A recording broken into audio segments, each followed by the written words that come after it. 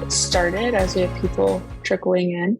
I'm glad to be back. I see some familiar faces. I know I was out on maternity leave for a couple months, so I'm glad to be back on and be back in the CONNECTpreneur community. So Avery did a great job for me while I was gone, but I'm glad to be back. Okay, so I'll just introduce the people we have on the call really quick. I'll just start with Avery Norris. She's our assistant community manager. She's here with us, as well as the one and only Beth Berman, who will be giving the masterclass today. So I just want to share a few quick comments about Beth and some of her really impressive accomplishments that she's had throughout her life so far. The first one being that she became a grandma just 2 days ago, which is so exciting. Her son had their first child, so congratulations on that. That's definitely an accomplishment. But some more of her work accomplishments. So Beth started out in her early career in marketing and sales and strategic planning, and she also did 8 years in recruiting and placement. But then she found her sweet spot of facilitation, and she's now done more than 300 sessions with entrepreneurial leaders and teams, and she's also a peer group leader. So she definitely knows what she's talking about. She's, as you can see on the screen, the certified EOS implementer. So I'll let Beth tell you a little bit more about her career and path going forward, but I want to make sure that she has all the time. So I'll turn the time over to Beth to give the masterclass, and then we'll also have a Q&A afterwards. So if you have any questions during the presentation, feel free to put them in the chat, or you can wait and unmute yourself after. So with that, I will turn the time over to Beth. Great. Thank you. Hey, everybody. Thanks for joining on a Friday afternoon. And yes, I am very excited to be with you and to be a grandmother. So my aim is to add value. So we've been hearing for years about how companies are trying to figure out this culture thing in a hybrid and virtual world. And yet the conversation goes on, but engagement is tanking, productivity is quietly sinking, and tweets and private celebrations of bare minimum Mondays are flying all over the internet. Employees are just basically mailing it in, and the rest of the week when they're not quiet quitting. So people are quiet quitting, meaning that they're halfway asleep, they're not all the way in the game, they're not really fully present, they're not giving you their best, they're not in it for the greater good, but they're staying on your payroll and they're doing almost nothing. So they may be pretending to be overwhelmed or busy or whatever, but really they're not doing that much. And it's time to go on the offensive when it comes to culture and engaging, particularly this group of people where it's predominant. So let me just move something and get this moved over. It worked a moment ago. There we go. So we know that recent studies said a survey of 2,000 eligible voters in the United States that was conducted in January said more than a third of workers are quiet quitting and another third are looking for new jobs. Well, just yesterday, Gallup upped that number to 50% or more in terms of quiet quitting, not engaged, and the situation is worsening for the employers and also for the younger workers who are becoming the predominant part of the marketplace. So I could throw all kinds of disengagement numbers with you, but it's so well known that South Park had an episode on it. And in that episode, Cartman was actually talking about bare minimum Mondays and not working and the whole thing. Basically, if it's hit Cartman, if it has hit South Park, you know it's rampant. So picture this. Imagine this is your company. You've been leading this highly successful company. You've got an awesome location. You're surveying spots for a second. You've got beautiful facilities, terrific people, and your wait list of interested customers is huge. It's growing daily. You're bursting at the seams, and your busy season hasn't even begun. So everyone, you, your best performers, even the new hires are taking on extra loads to meet customer need. That is almost everyone. So on a recent Thursday morning, a very stormy morning, out of nowhere, one of your superstars, the one your customers love, marches into your office and says, I'm just about ready to leave, and I've got 5 other top people ready to come with me. You don't listen to us. I'm your best employee. You don't value my ideas. You don't ask my opinion on anything. And if this doesn't change, I'm out and I'm taking my crew with me. Now, I said, picture this, but this is a true story. This happened to an acquaintance of mine, Sue. Sue owns a multi-location fitness concept, and she called me desperate for help. It was a mutiny, she said.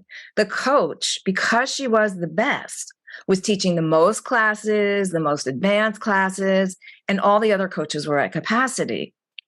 They were maxed out, and their busy season was really just weeks away. And it seems that before this coach marched into the office, quiet quitting had begun way before. But what I want you to really focus on here is this didn't happen in a virtual world. These people were all working together in a physical facility. They see each other every day. They were working alongside each other, and yet the leaders didn't have a clue. So today, unlike Sue, let's get proactive about this. Let's be intentional, and let's get ahead of this. No more sitting back and waiting to see what happens in this hybrid post-COVID world. It's time to go on the offensive. So to produce the results that you want, great results, you need great people doing great work, people who are engaged. So you must actively build your teams and your culture day in and day out, because engaged employees are the ones who are going to become accountable. Engaged employees are the ones who are going to help you build towards the future you, and finer point here, and they want. So there's a proverb: if you want to go fast, go alone. If you want to go far, go together. So we want to get them pulling in your direction, whether your company is virtual, hybrid, back to in person. In the next 30 minutes, we will be getting your team to pull towards you, go with you together to get where you want to go. So in the session today, our goals will be to learn how to veto quiet quitting, energize and drive performance, really re-energize your people, wake them up, and get the team culture and results you want, and get you clear on who's worth keeping. How do you retain your top people, and how do you create a self-sustaining, self-cultivating culture that just gets better and better and better? So first, let's start with key point 1, who to keep. And actually, before I actually get to that, I want you to know all these slides will come to you. You don't need to take pictures. You don't want to take notes.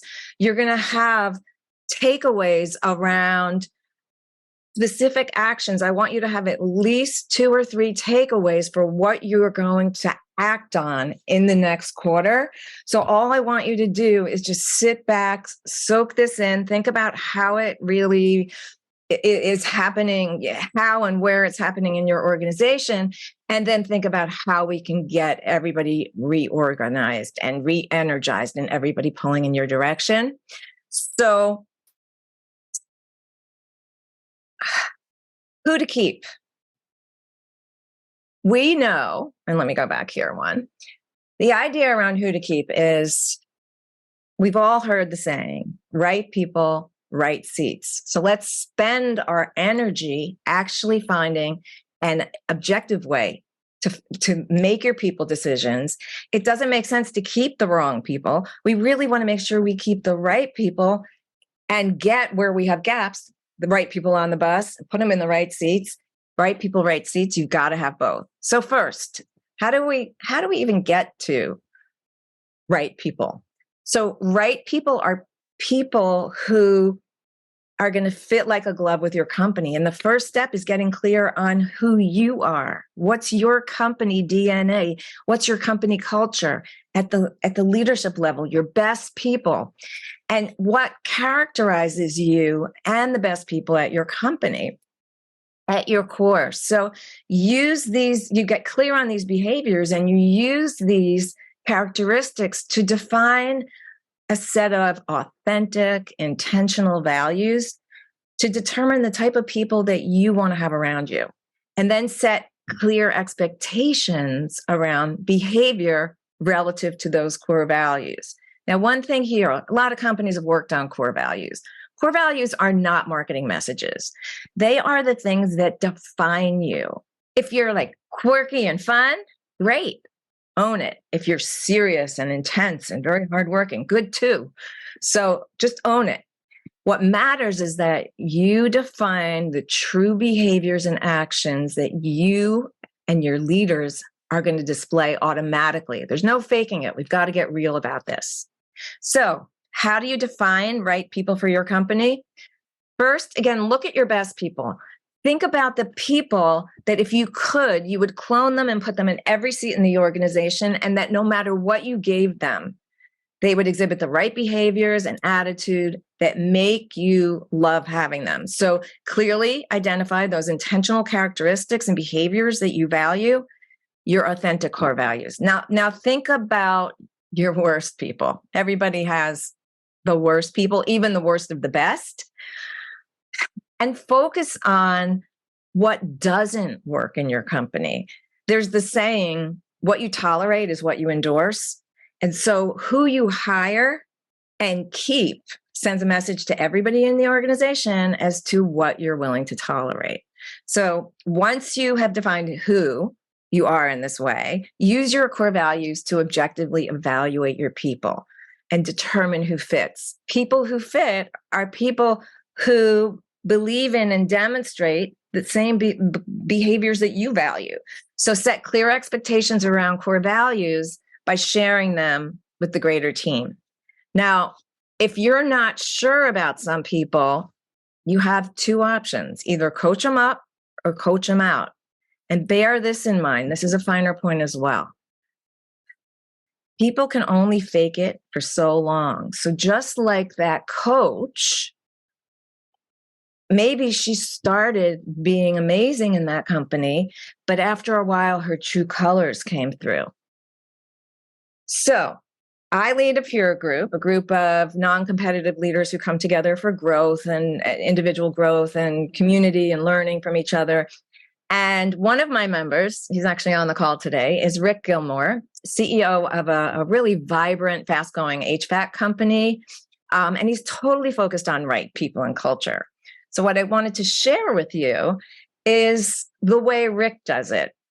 And these are, on the right side of this slide, are the core values of the company.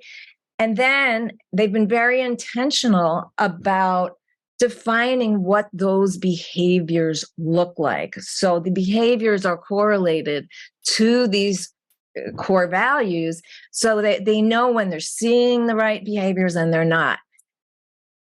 We were in a group meeting one month, and it was during COVID, and people were having trouble hiring. And Rick was unusually silent during the conversation. He's usually a pretty good and active contributor. And so I stopped the discussion. Everyone was bemoaning how hard it was to find people, keep people, all of that. And I said, "Hey, Rick, do you have any trouble recruiting?" He said, "Nope. My people bring in other great people. They bring people to me." Do you have to micromanage? Nope. Do they keep the customers happy? Absolutely. Why is that? Because Rick does what you should be doing: hiring, firing, reviewing, rewarding, and recognizing people around the core values. So he knows how to filter for right people. Core values are your first filter for people. Okay, so we said you need to have right people on the bus. You need to have them in the right seats. You must have both. In order to think about the right seats, we're talking about who's going to be doing the right job as we define it. So What we do here in EOS, or the Entrepreneurial Operating System, and certainly it applies to anyone using or not using EOS, is you want to take a fresh look at your company and think about, over the next 6 to 12 months, building towards growth, how many major departments are there? What are those major departments? What's going to allow you to thrive and grow over those next 6 to 12 months? So how many departments at the top? And then how many supporting decisions? Basically creating right-sized jobs with the right amount of control, typically 5 to 7 max direct reports, something like that. And only then can you really think about right seats, because once you've defined the structure and defined each job, the roles in that seat, what is that person driving results toward? And they're going to obsess about, and all of those kinds of things. What areas will they be accountable for in those seats? Then we can say, do we have the right person in the right seat? Because the right person is going to get that job. They're going to have the natural talent for it. It never changes. That person's born with it. They're not just understanding it. It's like, for me, I get facilitation and I get the things that I do, but I'm never getting nominated for a national heavyweight championship or powerlifting championship. But I'm blessed to be successful and have found what I love and do best in the peer group coaching and EOS facilitation or EOS implementation. But you could be the judge of that. So back to them, right seats. Right people GWC the seat. So they get it, want it, and have the capacity to do it. Get it. That's the hard wiring. We already talked about that. Want it. They have to not just say, but show that they want this job. They want the whole job. They really want to do this job and they want to do it well.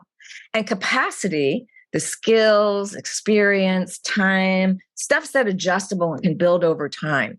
Now, some people may not fully GWC the seat at the start, and that's okay, because there may be a learning curve for them to become great.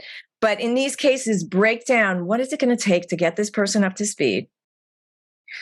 Are you willing to invest in what it takes? And can you get them up to speed in the right amount of time? Like, when do you need them to be fully proficient? And this brings up a tough decision sometimes. Sometimes we have a person that we love, they fit our core values, but maybe they don't GWC the seat. And it's human nature just to want to keep them somewhere. But because most people we're willing to live with uncomfortable truths more than make a difficult decision or an uncomfortable decision or conversation. So are you kidding yourselves with some of the people in your company? Are they really the best people? Do they GWC the seats they're in? Do kind of a checkup from the neck up. So if they really fit your core values and they get it, want it, and have the capacity to do it, that's great. And if it's yes to both that and your core values, well, then give them what they need in order to have a really great outcomes. We have a tool in EOS called the People Analyzer, and we line our people up against our core values on the slanted top line. And we line each of them up and look at how often do they demonstrate, not checking them off for each time they do, but do they demonstrate these behaviors as much as we want them to? And do they get it, want it, and have the capacity to do the job? And what happens when you use this form or this methodology and really focusing on right people, right seats, core values, fit like a glove, fabulous at their jobs, you become pretty transparent, and two kinds of issues are going to surface. So the first one is the people issue around wrong person, right seat. So this is when you've got people who they're superstars. They're fabulous at the job. Think again about Sue's fitness coach, technically phenomenal. And she might have, as I said, been a great fit early on, but you can't keep the wrong people because it's not going to be viable for them or for you. It's not sustainable. They can't fake it for so long, as I said. And ultimately, they're going to be poison in your organization because they start to bring other people down. Now, so we have to make the tough decisions there. The second type of people issues is right person, wrong seat. And now what this looks like is you've got this person, you just absolutely love them. They're awesome, but they're not great at the job. And if you're growing, then maybe there's, another seat or other seats along the way that they might fit better in. And it can be really hard if you don't have the right seat for them. So if you don't have the right seat for them, then, maybe help them find a job in another company. And that will come back to you in so many different ways if you really support the people you love, even if the transition is out of the company. So I want you to consider one thing about letting go of the wrong people or people in the wrong seats. My clients take a fresh look at who they have, their right structure, who they have in the company, their core values, all of that. And I can't even tell you how many clients of mine have said they've been asked over and over after terminating, like some of those favorite people or those big producers, great producers.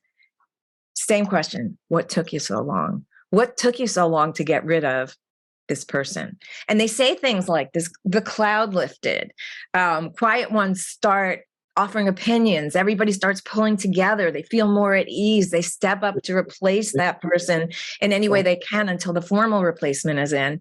And they say things like, we're finally hitting our goals again. We're finally on our game again. We're no longer bleeding people, because when you've got these negative people in the organization, people who are not who you are, people start leaving because it doesn't feel right. So again, you endorse what you tolerate, and who you hire and keep is what you're endorsing. Okay. So that was key point one. Okay. Just getting clear on who's on the bus, where your gaps are, all that kind of stuff. So now that you know who you should keep and who you are, how do you keep them? So what we want to do is we want to engage and get great results. And there is the author Daniel Pink wrote the book Drive, best-selling book about drive, motivation, all of those things. And what he discovered is that key areas people really get motivated by are not necessarily just the dollars. It's their autonomy, mastery, and purpose.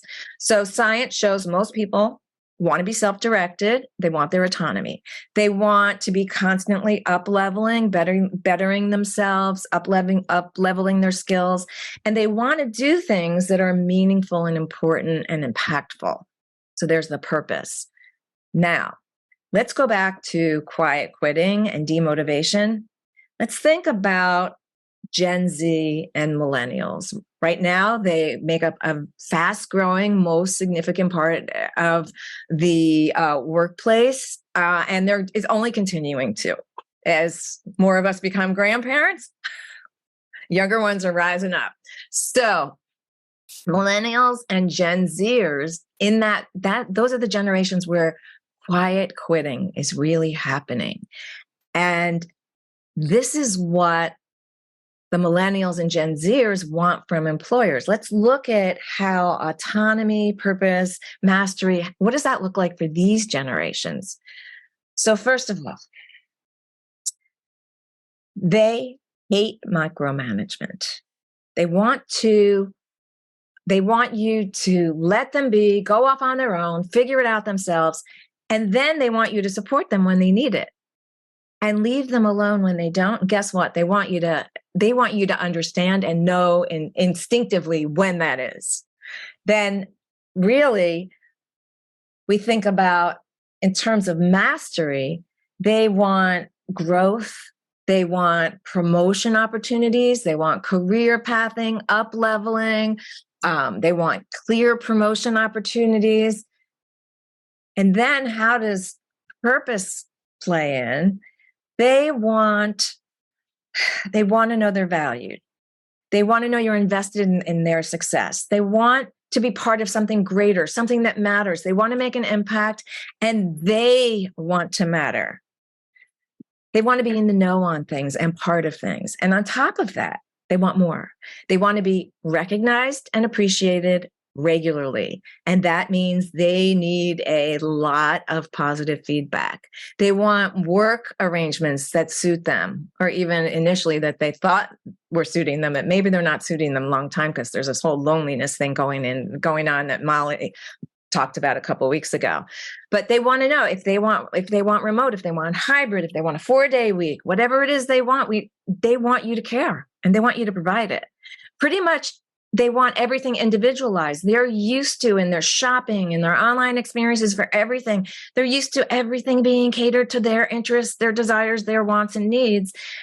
And they want their mental health prioritized and self-care prioritized at work. So once again, it's about them, each and every one of them. So question is, how do we keep and really align and engage our millennials and Gen Zers so we get the outputs, the outcomes, and the productivity and profits we want? How do we re-engage them and get them pulling in our direction? So we'll move to that now. First of all, they want clear expectations.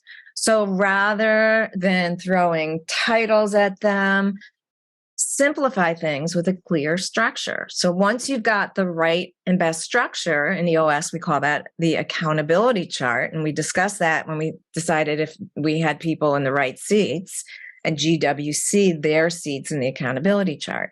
So stating that at the top, clearly define their roles for each person in your company, and at top levels, and cascade down what you need, that is clearly lay out what areas and disciplines the people are going to be accountable for. Then set performance goals, clear performance goals where you know what done looks like. What does that goal really mean around what they need to achieve? And then this is really important. Give them everything they need to perform. Give them the resources, the technology, the team, the people, and the time and attention they need to master their work. Now, different people need differing amounts of time and attention. So make sure you're giving each of them, each of your direct reports, what they really need from you. Key point here, some people are going to fly in, they're going to soar, they're just going to go off on their own. They have it, I've got it. And others will need development. But if you give them the space, the resources, and everything they need, they'll get the autonomy and the mastery they seek. So you've got to get to know people and what they need so that they can focus and they know what success looks like. So then they can execute on their jobs and stay with you day to day with autonomy. So their win is your win. Now it's important to align your people with the strategic plan and be clear about, in that strategic plan, how does their work impact the greater plan? So as to strategic plan, strategy and plan, it's all about them. Their win is your win. So I'm going to use the EOS VTO to illustrate what you actually are going to share, get clear on first as a leadership team as to where you want to go and how you plan to get there. And basically, the VTO, you answer 8 questions. So core values, we already talked about it. This is the vision side. Core values, we talked about. Core focus, purpose, cause, and passion. There's your purpose again, your niche, what you do better, do better than anybody else. This is your sweet spot. Your core target, where you're going, your marketing strategy here. Who are your ideal clients? How do we go find them? Who are they? We should know them inside and out. And then your uniques. Why do your customers want to work with you? What 3 things you're going to put in your marketing and strategy? Proven process. What are you going to show them about the customer journey and a guarantee?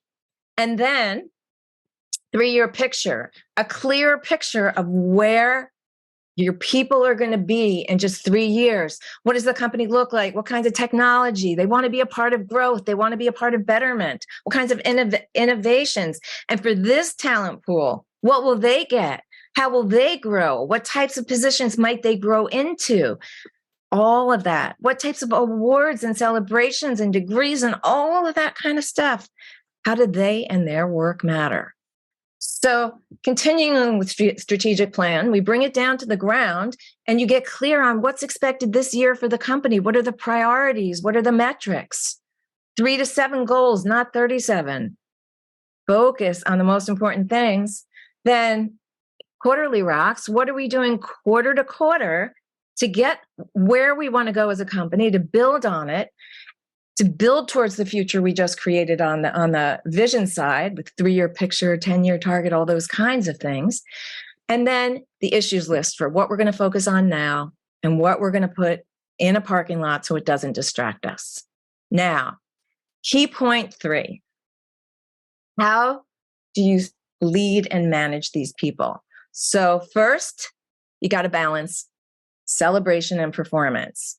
So we've just discussed strategy and plan, the clarity around strategy and plan and roles and goals and all that stuff. You want to get them. Everyone is going to be very connected and celebrated for hitting their targets. But you want to balance it between those companies that I've actually worked with where it's all hearts, emojis, love, sweetness, good feelings, celebration of each other and the great work they're doing. And then they never get anything done, no accountability. Or the ones that are just drudging forward with no celebration. So that recognition piece, the celebration, it's so important.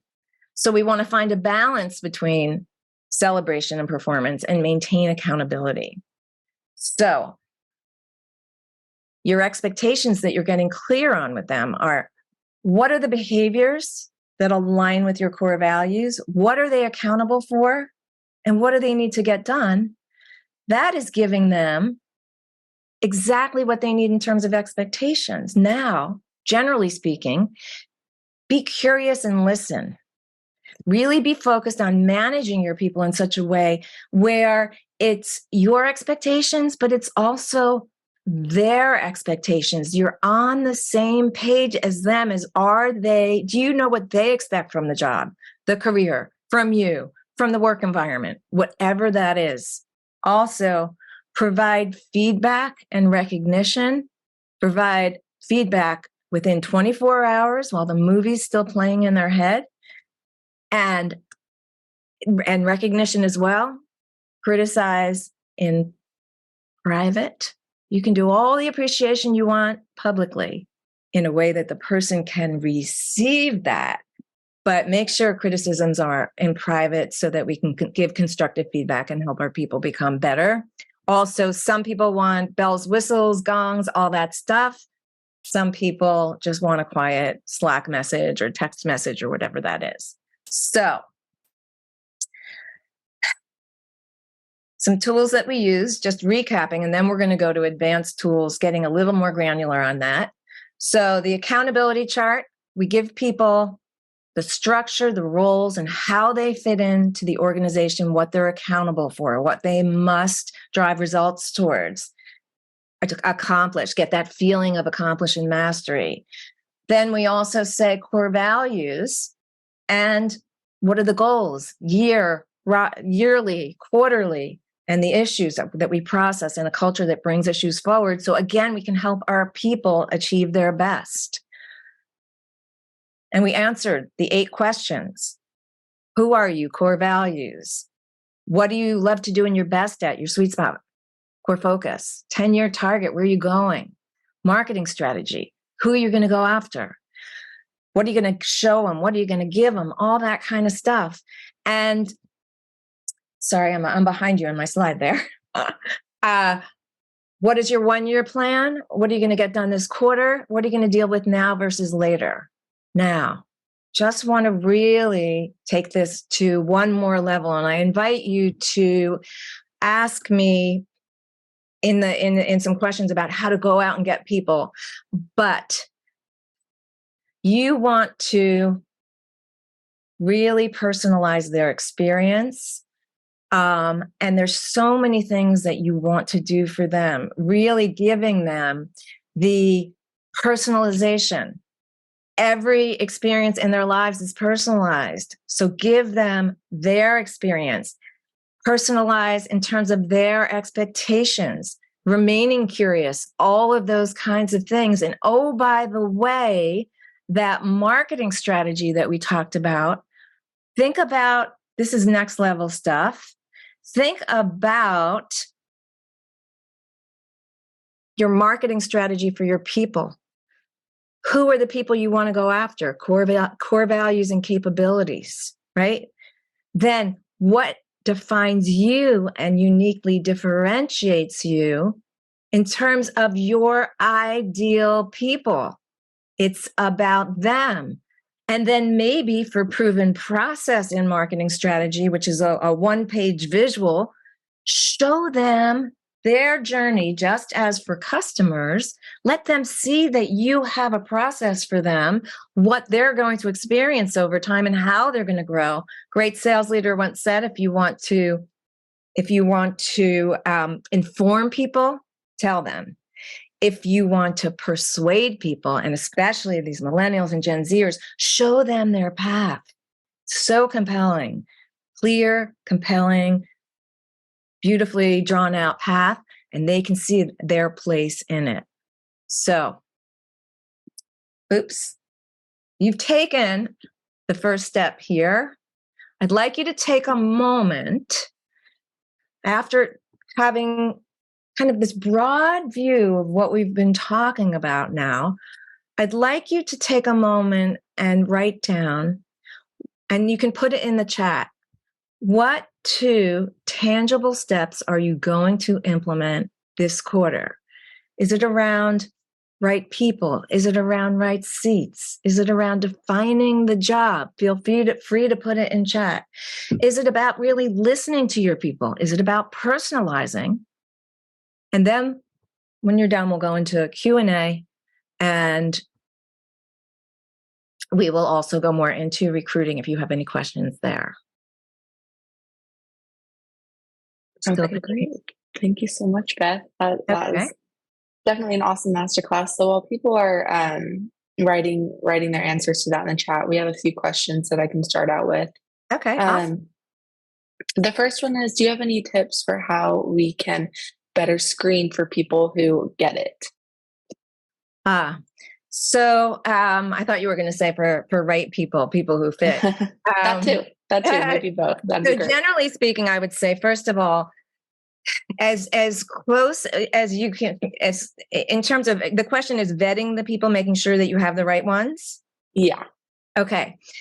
So as far as behaviors, it's I'm sorry. I have a lot of life going on here. So as far as behaviors, you really want them to, you don't want to ask them, do you agree with our core values? Or is this who you are? They're all going to say yes. You want them to tell you stories, give you examples of when they have demonstrated. It's been really hard to demonstrate that core value of, help first, doing for your customer, maybe as an example, or doing for your teammate before you do for yourself. Well, tell me about a time. And then dig into that story around, oh, that must have been great. Tell me about it. What happened next? All of this kind of thing. Watch their language. Watch their body language. You don't have to be in person. Clearly you can see my body language here. There's a lot of energy coming out of me. If I were excited about a story, I am, and this person who's you're interviewing with is going to demonstrate that. Then as far as GWC, some ideas there. First of all, some companies will do a trial day or a trial week is one way to make sure before you make the final bite there.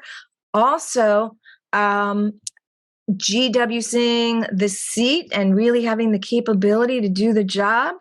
Talk to some of their previous employers, maybe even the ones that they did not list as references.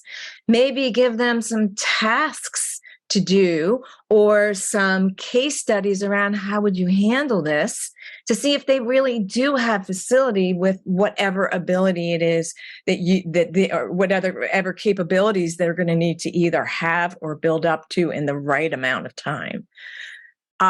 Did that answer the question fully enough, or do we want more? No, I think that's great. That's perfect. Thank you. The next one is, how often should organizations utilize the people analyzer? Every quarter, 6 months, or yearly? I would say at least quarterly, but we use it also on an ongoing basis. So if you have someone was like totally motivated in the beginning, they were a superstar, they were great, they were doing great, they were being great. And there's something going on, it's maybe they're beginning to quiet quit. Maybe something's going on in their lives that you don't know about. Maybe something's going on at work that you don't know about it. In EOS, we have a way of solving issues where we break down to all the root causes and say, okay, is this a right person issue? Let's really look at these core values, pull out the people analyzer, and do they GW the seat? Let's look at that accountability chart. Is the job right sized? Do they really have everything they need? Have they been given the time and attention to do the job well?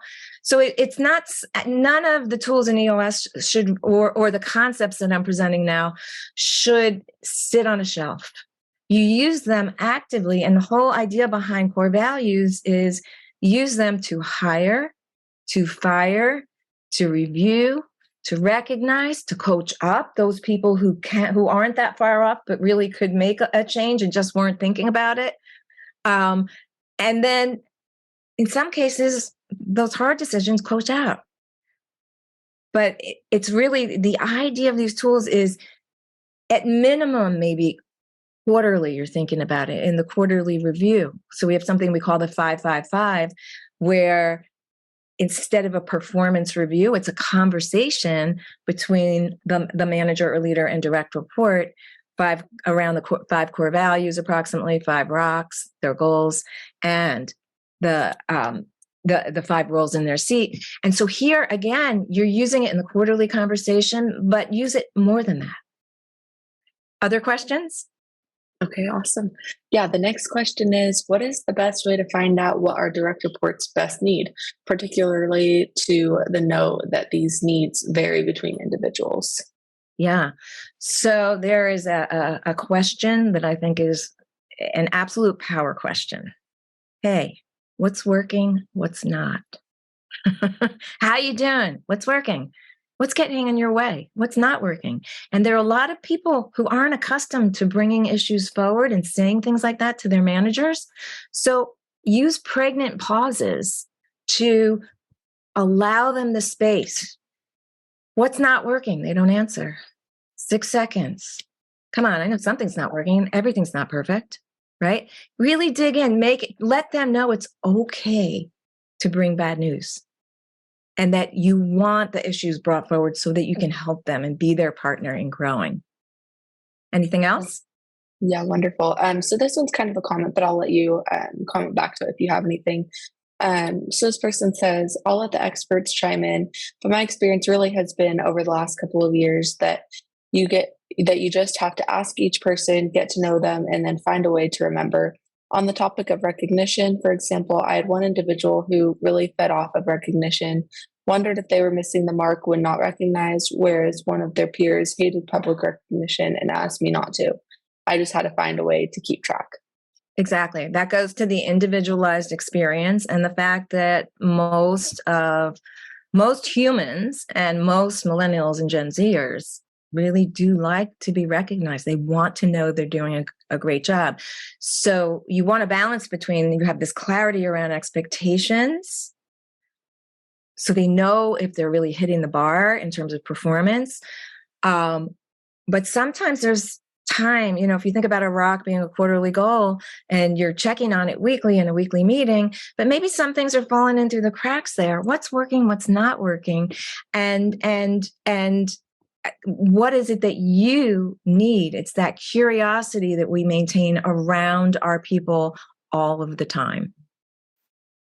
Okay, great.